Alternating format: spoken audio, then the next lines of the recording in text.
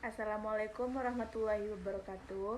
Perkenalkan, nama saya Angelia Diana, NIM 22142010 dari Prodi S1 Keperawatan Fakultas Kesehatan Universitas Fordakot Bukit Tinggi. Baiklah, saya akan menjelaskan tentang sistem-sistem anatomi tubuh manusia. Yang pertama yaitu sistem saraf. Saraf adalah jaringan kompleks yang memiliki peran penting untuk mengatur setiap kegiatan dalam tubuh. Fungsinya untuk berpikir, melihat, dan bergerak hingga mengatur berbagai kerja tubuh. Sistem persarafan itu ada 4. Yang pertama yaitu struktur otak, yang kedua lobus otak, yang ketiga 12 pasang saraf kranial, dan yang keempat mekanisme gerak refleks. Yaitu struktur otak terbagi menjadi 3. Yang pertama ada cerebrum atau otak besar, mengatur gerakan, sentuhan, penglihatan, pendengaran, penalaran, pemecahan masalah dan emosi. Yang kedua ada cerebellum atau otak kecil, mengontrol dan mengordinasikan gerakan, menjaga keseimbangan, dan mempertahankan postur tubuh. Yang ketiga ada brainstem atau batang otak, stasiun pemancar yang menghubungkan otak besar ke saraf tulang belakang serta mengirim dan menerima pesan di antara berbagai bagian tubuh dan otak.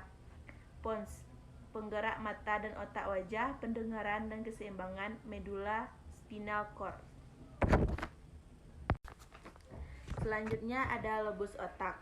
Otak besar terdiri menjadi 4 lobus. Yang pertama lobus frontal, terletak di bagian otak depan, kira-kira sejajar dengan tulang dahi. Fungsinya mengendalikan gerakan, ucapan, perilaku, memori, emosi, kepribadian, dan berperan dalam fungsi intelektual seperti proses berpikir, penalaran, pemecahan masalah, pengambilan keputusan, dan pencernaan. Yang kedua ada lobus parietal atau chatter, terletak di belakang lobus frontal yang berfungsi mengendalikan sensasi seperti sentuhan, tekanan, nyeri, suhu, dan juga mengendalikan orientasi spesial atau pemahaman tentang ukuran, bentuk, dan arah. Selanjutnya ada 12 pasang saraf kranial. Yang pertama ada olfaktori, terkait dengan fungsi sensorik yang berhubungan dengan penciuman. Olfaktori merupakan 2 saraf yang berasal dari cerebrum. Kemudian ada okulomotor, berfungsi untuk membantu mata bergerak dan berkedip. Yang ketiga ada optik, berfungsi yang berhubungan dengan penglihatan. Saraf optik ini juga sebagai menyampaikan informasi dari retina ke mata dan otak.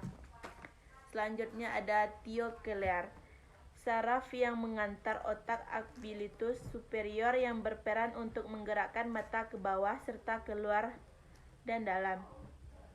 Yang kelima ada trigeminal, merupakan saraf terbesar dan ada 3 jenis saraf yaitu ophthalmic, maxilla, dan mandibula. Selanjutnya, yang keenam ada abdusen, berfungsi motorik pada mata. Yang ketujuh ada facialiasis yang merupakan saraf yang terkait dengan wajah. Yang ke-8 ada vestibulococlear. Sebagai pandangan dan keseimbangan saraf ini dibagi menjadi 2, yaitu vestibular dan cochlea.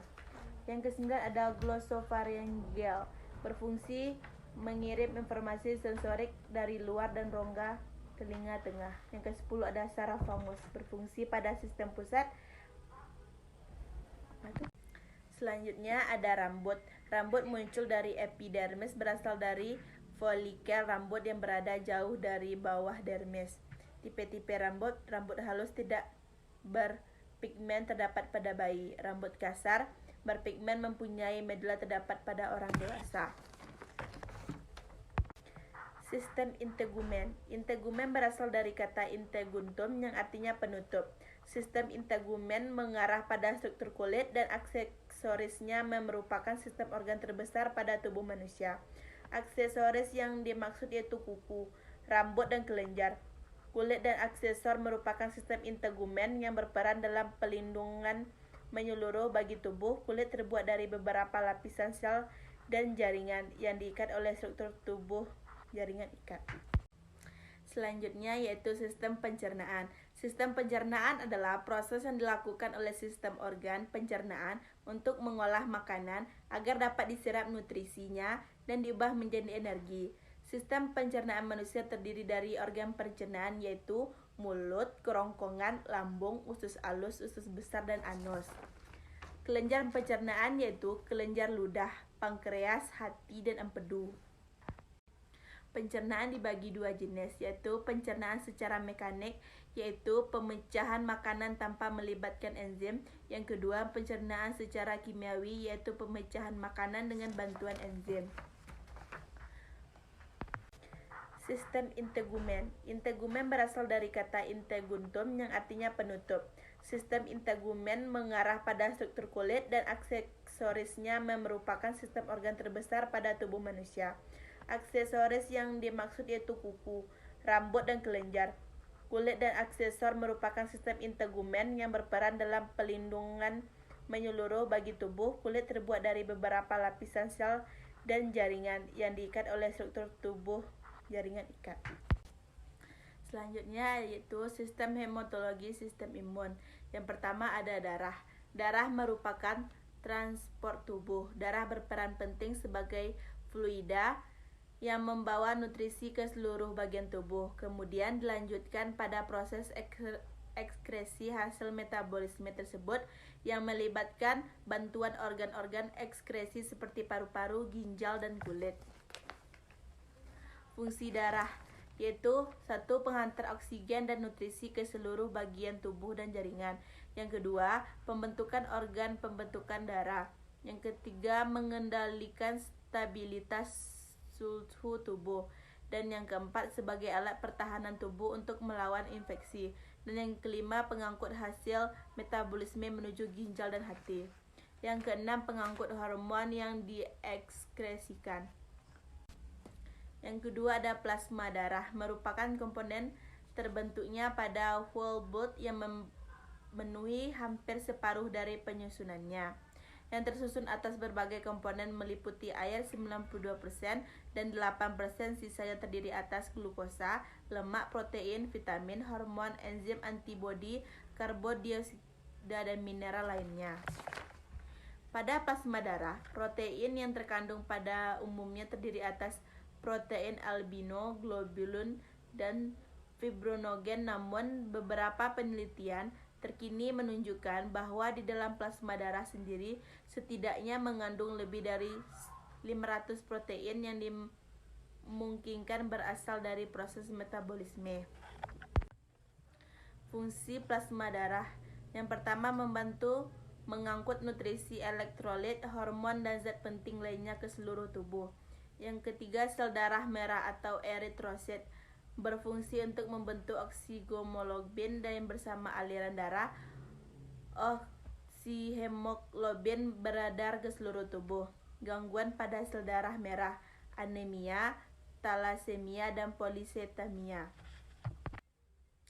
Selanjutnya ada pembuluh darah. Arteri, pembuluh darah dengan tekanan darah tinggi. Vena, tekanan darah rendah. Kapiler, pembuluh darah kecil. Pembuluh darah keluar dari jantung disebut arteri, sedangkan pembuluh darah mengalir kembali ke jantung disebut vena.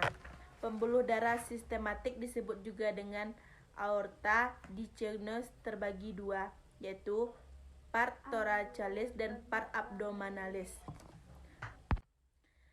Sistem peredaran darah yaitu ventrikel kanan berkontraksi sehingga darah dipompa ke paru-paru melewati arteri. Yang kedua, arteri pulmonis melanjutkan darah ke kapiler paru-paru kiri dan kanan. Yang ketiga, dari paru-paru kiri dan kanan dilanjutkan kembali menuju jantung melalui vena pulmonaris. Dan yang keempat, dari vena pulmonaris akan diterima kembali oleh jantung, tepatnya di atrium kiri.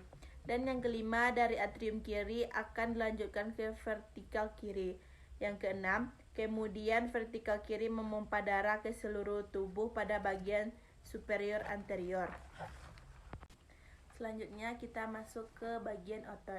Ciri-ciri otot polos: berbentuk gelendong, mempunyai inti sel, tidak mempunyai garis. Otot jantung. Fungsi otot jantung mengatur fungsi jantung, memompa darah, memeras darah keluar dari jantung, menyimpan energi. Fungsinya untuk menggerakkan tubuh. Ciri-ciri otot rangka: bercorak lintang terdapat pada rangka tubuh, bekerja sesuai kesadaran. Ciri-ciri otot kontraksi: ekstrabilitas, ekstensibilitas, elastisitas. Jenis otot: otot rangka merupakan bagian terbesar dari tubuh kita. Sedangkan otot tibialis anterior, otot pada manusia yang berasal dari 2/3 bagian atas permukaan lateral. Otot biceps, otot besar berkepala 2 karena berorigo pada tempat yang berbeda. Yang keempat, otot berkaki radialis, otot dengan pola nyeri 3 poin dari siku dan ke arah atas pergelangan tangan. Yang kelima adalah otot eksternal atau obliku atau otot miring. Otot rectus abdominis, otot dinding perut bagian tengah. Yang keenam ada otot rectus femoris, terdapat di bagian paha depan. Otot sartorius, otot terpanjang dalam tubuh manusia. Yang kedelapan adalah otot quadriceps, otot pada sendi lutut, mempunyai 4 kepala yang berbeda. Yang kesembilan adalah otot extensor digitotrium longus, otot penate yang terletak di bagian lateral di depan kaki. Selanjutnya ada muskuloskeletal. Yang pertama ada muskuler atau otot, jaringan otot yang memiliki 4 jenis jaringan primer yang terdiri dari sel-sel otot yang khusus untuk berkontraksi. Selanjutnya sistem muskuloskeletal manusia. 1. Otot sternocleidomastoid. Otot ini salah satu otot terbesar yang paling dekat dengan kulit. Yang kedua adalah otot pectoralis, merupakan otot tebal berbentuk kipas. Organ pencernaan manusia. Yang pertama yaitu rongga mulut. Makanan masuk ke mulut akan mengalami proses pencernaan mekanik oleh gigi, juga kimiawi oleh enzim amilase. Yang kedua, makanan masuk ke dalam kerongkongan, merupakan jalannya makanan dari mulut menuju ke lambung. Yang ketiga yaitu lambung, letaknya di bawah dekat rongga dada atau diafragma, bentuknya seperti kantung. Lambung memiliki 3 bagian, yakni bagian atas atau kardiak, bagian tengah atau fundus, bagian bawah atau pilorus. Bagian fundus berfungsi menghasilkan getah lambung yang mengandung air, asam klorida, dan enzim pencernaan. Sedangkan organ reproduksi pada wanita terdiri dari vagina. Vagina merupakan saluran yang menghubungkan bagian bawah rahim ke organ bagian luar. Yang kedua ada rahim. Rahim adalah organ berongga yang berbentuk buah pir dan merupakan tempat tinggal bagi janin sedang berkembang. Selanjutnya ovarium. Dan terakhir ada tuba fallopi. Selanjutnya yaitu sistem perkemihan. Sistem perkemihan merupakan sistem yang penting untuk membuang sisa-sisa metabolisme makanan yang dihasilkan oleh tubuh. Macam-macam organ perkemihan. Yang pertama ada ginjal. Fungsi utama ginjal adalah menyerap darah. Selain menyaring darah, ginjal juga berfungsi mengatur dan menyaring mineral dari darah. Yang kedua, menjaga keseimbangan cairan tubuh. Dan yang ketiga, menyaring zat yang beracun. Bagian-bagian ginjal. Yang pertama ada nefron untuk mengambil darah, memetabolisme nutrisi, dan membantu untuk mengeluarkan produk limbah dari darah yang telah disaring. Selanjutnya ada sistem endokrin. Kelenjar endokrin dikenal juga sebagai kelenjar penghasil hormon. Kelenjar ini tersebar di berbagai bagian tubuh dan memiliki peran masing-masing dalam mengatur sistem organ. Kelenjar endokrin bekerja dengan menghasilkan dan mengalirkan hormon secara langsung ke pembuluh darah. Sistem endokrin adalah sekumpulan kelenjar dan organ yang memproduksi hormon. Kelenjar ini akan mengeluarkan hormon langsung menuju aliran darah untuk mempengaruhi kerja organ atau jaringan lainnya di tubuh kita. Kelenjar endokrin ini terdiri atas 7 macam, yaitu hipofisis, tiroid, paratiroid, adrenalin, pankreas, dan gonad. Yang terakhir ada timus. Hipofisis merupakan kelenjar endokrin yang terbesar. Pada hipofisis ini terdapat lobus anterior dan lobus posterior. Lobus anterior ini menghasilkan 7 hormon, yaitu thyroid stimulating hormone. Yang kedua ada adrenocorticotropic hormone. Yang ketiga ada Felicia stimulating hormone. Yang keempat ada luteinizing hormone. Dan yang kelima ada prolactin. Yang keenam ada growth hormone. Yang ketujuh melanotic stimulung hormone. Lobus posterior menghasilkan dua hormon, yaitu oksitosin dan vasopressin atau antidiuretik hormon. Tiroid kelenjar. Kelenjar tiroid menghasilkan tiga hormon, yaitu tiroksin, tiroidotinoin, dan koestionin. Fungsi hormon tiroksin dan tiroidotinoin adalah berperan dalam proses metabolisme, pertumbuhan fisik, perkembangan mental, dan kematangan seks dan distribusi air dan garam dalam tubuh. Hormon koestionin berfungsi menjaga keseimbangan kalsium dalam darah. Selanjutnya ada paratiroid. Kelenjar paratiroid ini hanya menyereksi satu hormon saja, yaitu paratohormon yang berfungsi mengendalikan kadar kalsium dalam darah. Yang kelima ada adrenal. Kelenjar adrenal ini terdiri atas dua bagian, yaitu bagian korteks dan bagian medula. Bagian adrenal korteks menghasilkan tiga hormon, yaitu korteks mineral, glukotikoid, dan androgen. Adrenal medula menghasilkan dua hormon, yaitu adrenalin atau epinefrin, dan yang kedua ada noradrenalin. Pankreas. Pankreas merupakan kelenjar pankreas menghasilkan dua hormon, yaitu insulin dan glukogen.